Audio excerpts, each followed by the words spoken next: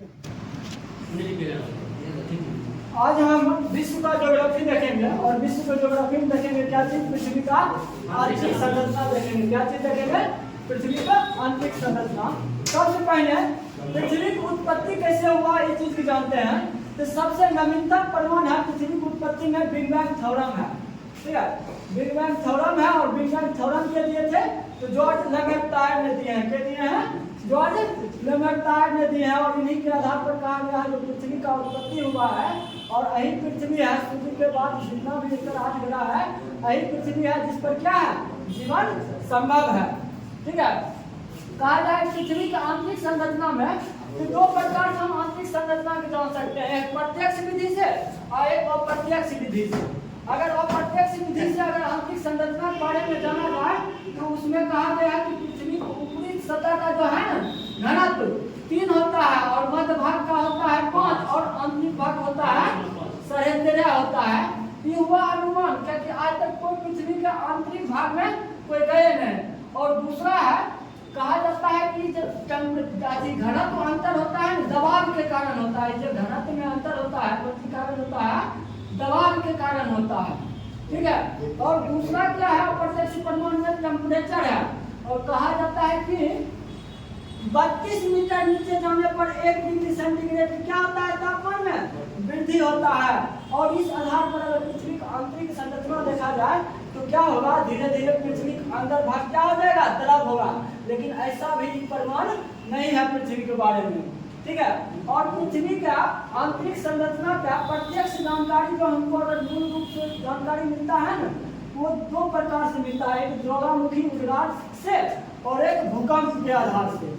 जब ज्वालामुखी का आधार होता है तो पृथ्वी का आंतरिक संरचना से जब मलबा निकलता है उसका अध्ययन करके ही पता लगाया जाता है कि पृथ्वी का आंतरिक संरचना यानी पृथ्वी का अंदर वाला बनावट किस किस चीज से हुआ है। ये कौन चीज पता लगता है? तो ज्वालामुखी होता है। और दूसरा कौन सी है? भूकंप के आधार से भी पृथ्वी के आंतरिक भागों की जानकारी हमको मिलता है। किस आधार पर? तो पृथ्वी का जब भूकंप चलता है 3 तरंग चलता है। कौन? P, S और L। और यही कहता है कि P तरंग जो है इसको प्राइमरी वेव कहते हैं, S तरंग को सेकेंडरी वेव कहते हैं और L तरंग को धरातलीय वेव कहते हैं। क्या कहते हैं? धरातलीय वेव कहते हैं। और इस आधार पर कहा गया है कि S तरंग जो है द्रव अवस्था में क्या होता है, गौण हो जाता है, लुप्त हो जाता है। और इसी आधार पर कहा गया पृथ्वी के आंतरिक भाग में कोई ऐसा हिस्सा है जहाँ द्रव अवस्था में पाया जाता है। क्यों? क्योंकि वहाँ पर क्या होता है, S तरंग विलुप्त हो जाता है। इस आधार पर कहा गया कि पृथ्वी की आंतरिक संरचना कौन सी है, कोई अवस्था क्या है, तो द्रव अवस्था है। तो अगर देखा जाए इत हुआ अनुमान मेथड के अनुसार, अगर देखा जाए रासायनिक आधार पर पृथ्वी का अगर वर्णन देखा जाए तो वो भी 3 प्रकार के हैं। क्या किए थे? एडवर्ड स्वेस किए थे। रासायनिक आधार पर पृथ्वी का वर्णन क्या प्रकार? 3 प्रकार किए हैं। एडवर्ड स्वेस किए हैं। तो बोले हैं कि बाहरी परत जो है Cl का बना है। Cl बोले तो सिलिकॉन और एल्युमिनियम धातु का बना है। और ये कौन सी होता है? ये जो है ठोस होता है।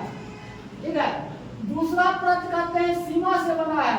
सीमा कौन सी है? तो सीमा सिलिकॉन और मैग्नीशियम का बना है। और ये कौन सी होता है? द्रव अवस्था में रहता है। और यही कहा जाता है कि इसी भाग में दोनों अवस्था में मैग्मा चैम्बर पाया जाता है। और यही मैग्मा चैम्बर से कौन सी होता है? ज्वालामुखी का उद्गार होता है। और आंतरिक भाग जो है वो नीफे कहलाता है। नीफे निकेल और फेरस यानी लोहा से मिलकर बना है। और भी कहा जाता है इसी के कारण जो पृथ्वी होता है ना, गुरुत्वाकर्षण की शक्ति उत्पन्न होती है। और यही है निकेल और लोहा, ये जो दोनों तत्व हैं चुंबकीय गुण ये दोनों तत्व रखते हैं। इन हो गया रासायनिक आधार पर पृथ्वी का वर्णन। अब देखिए आधुनिक विचारधारा के अंतर्गत भी पृथ्वी 3 भाग में बांटा गया है। पहला क्रस्ट बांटा गया है, दूसरा मेंटल और तीसरा कोर बांटा गया है। ठीक है, तो आधुनिक आधार पर भी पृथ्वी क्या भाग में 3 भाग में बांटा गया है, क्रस्ट, मेंटल और कोर। और इसी कहा गया है जो ये जो क्रस्ट, मेंटल, कोर बांटते हैं ये घनत्व के अंतर के आधार पर बांटा जाता है। घनत्व के अंतर को हम कौन सी कहते हैं?